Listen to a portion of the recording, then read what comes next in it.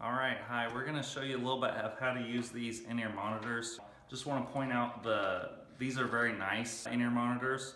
So you're welcome to buy some of your own if you want, but these are in the $100 price range. We put a good investment in getting something nice because we want everybody to hear the music in good quality. It's really important that we take good care of them because of that. Two safety rules. One of them is always keep these off the ground because that would be one very expensive step.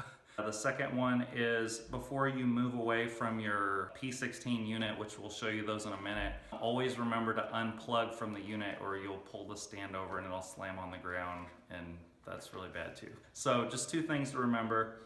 The location of the in-ears, I'll show you first and I'll have the camera kind of zoom in on this. This is where we store our stuff. So when you come in to practice, you'll grab the drawer down here that is you. So if you're vocal number one, you'll pull that out, unzip the pack, and you pull it out. It's just the in-ear monitors that you see right here. And you put that back in the drawer. And then you'll also need some earbuds. The first time that you come in, you'll pick whether your ear canal size is small, medium, or large. You'll get a set of tips out. I recommend these foam ones, trying them first. They're a little higher quality. Then there's also some that are plastic. If you don't like the foam ones, you can try the plastic ones out. After you've gotten those picked out and you're done, where your earbuds will normally be is in all of these names here. So you'll have your name up here and you'll be able to just put your earbuds in your drawer. There's also cleaning tools down here. It's labeled cleaning. Wearing your in-ear monitors, the way you do that is down the back of your shirt. So take the cable and put it down the back of your shirt, and that actually helps the cable to not pull out of your ear quite as much, and it just looks more professional. Some of the ladies I know have talked about they were wearing a dress or something. It might be kind of hard to be able to put it down the back, and a couple suggestions I would have for that is either having something to clip it onto the back of your shirt with. Like this is like super huge, but they make smaller ones, something like that. Or some of the musicians were putting the plug in their pocket if they had a pocket, just so the cord doesn't like pull, it wants to pull out of your ears if you just kind of leave it hanging. So on the in-ear monitors here, you'll take your ear tips and you just stick them on. So when you're done, you'll pull these back off to put them in your drawer with your name on them. And you probably can't even really see it here, but on each of these, one of them has a blue dot and one of them has a red dot on it. Red stands for right ear. So if you just remember red stands for right, you'll know that's the one that goes in your right ear. These will go over the top of your ears. You mash it all up. It's like an earplug. And you stick it straight in your ear. And it just kind of all goes in right there. And you'll feel the foam ones kind of expand so that they stick inside your ear so they don't fall out. And there's also the wire up here is kind of tough, so you can bend it around the top of your ear to help it hold in place a little bit better. There's also an adjustment piece behind the head. If you need it, you can slide this thing up so that your wire doesn't tug so much behind your head. A lot of people don't necessarily need that, but it's there if you need it. So you put them both in your ears and then you can't hear anything at all. It's perfect. So then you have to hook it into the system. All right, so to wrap this cable up, when you're done, usually use about 2 or 3 fingers and just wrap it like that. Don't cinch it tight, that's not good for it, but just wrap it right up. And it'll go in the black case, and just zip it up and put it back in the drawer where you had it from. You'll plug in to the system right here with your ears, and you'll be able to control it from the P16 unit.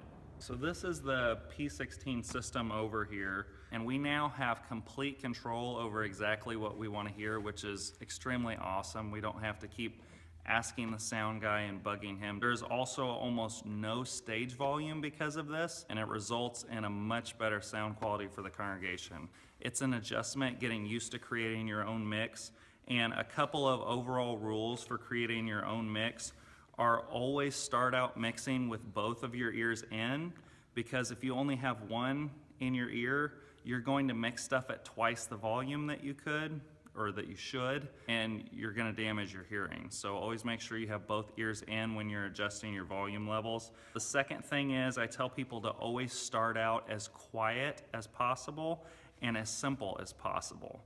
So as quiet as possible, I usually go for keeping, like if I'm turning my guitar up, I keep it as quiet as I can where I feel like I can still kind of feel the music, because you need to be able to feel it at a good level to connect with it. But I don't necessarily put it up as loud as if my guitar was the only thing that I was putting in my mix. Because what happens if I do that, if I keep putting everything as loud as I want it, volume actually accumulates, especially when it's so close to your eardrum.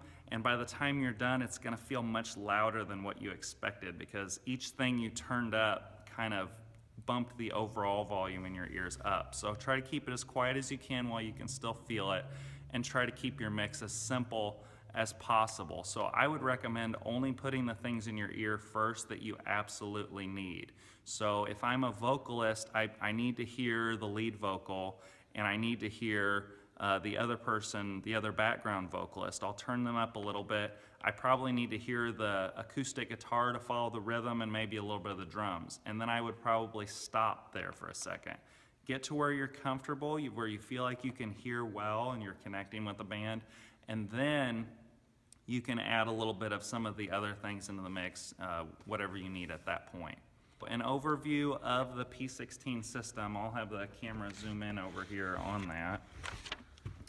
We have the master volume level right here, which I recommend you running that at about 3/4 or so. If you run it too low, you might run into a channel that you've maxed out your volume on the other volume knob.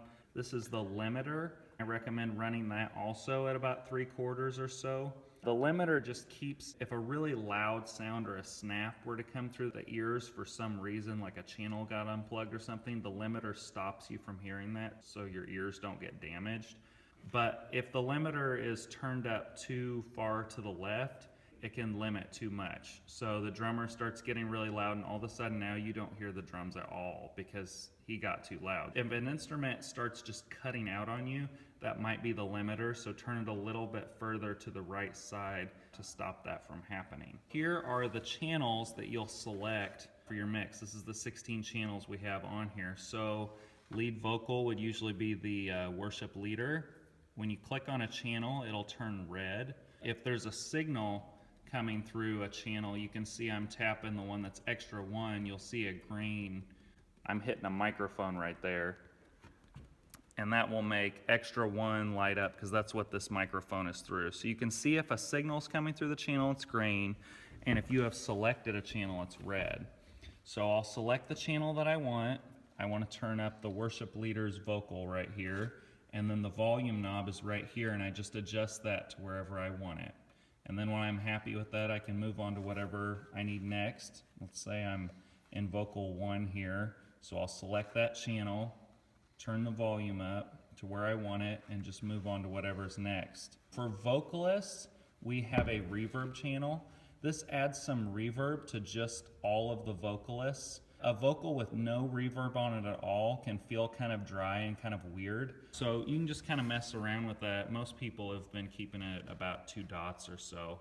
Just add a little bit of reverb so the vocal sounds natural.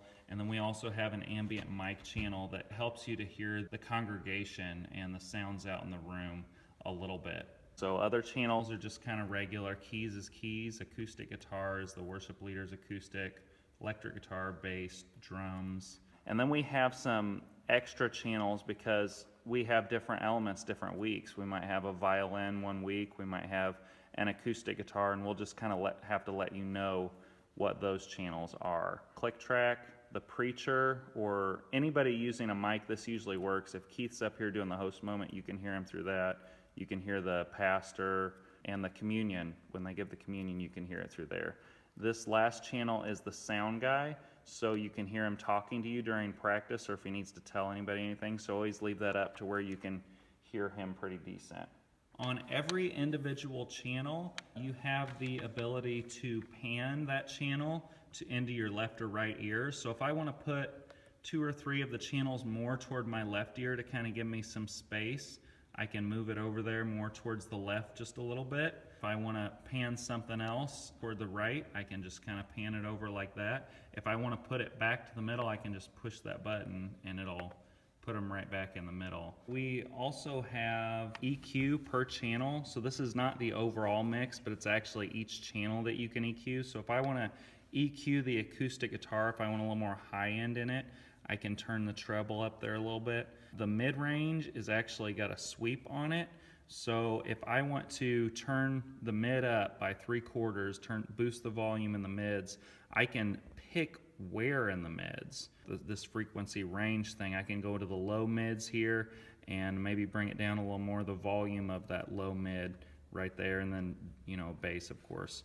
So that's EQ per channel. I could do that on acoustic and then go over to my vocal, do the same thing. We also have where you can save your settings. We normally will not have to save settings, but if we're in here practicing for some reason and somebody else was gonna come in after us, like Brigade, up here you have recall and store. So if you wanna store something, you just hold that store button down and it's showing me I'm on channel number 7. It turns all of these into a storage channel.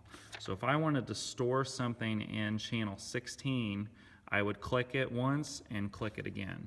And now I've saved those settings that I had on here, and they'll come up when I recall them, which is the same process pretty much. You just hold down the recall button and you select the channel you want to recall, and it pulls it up for you.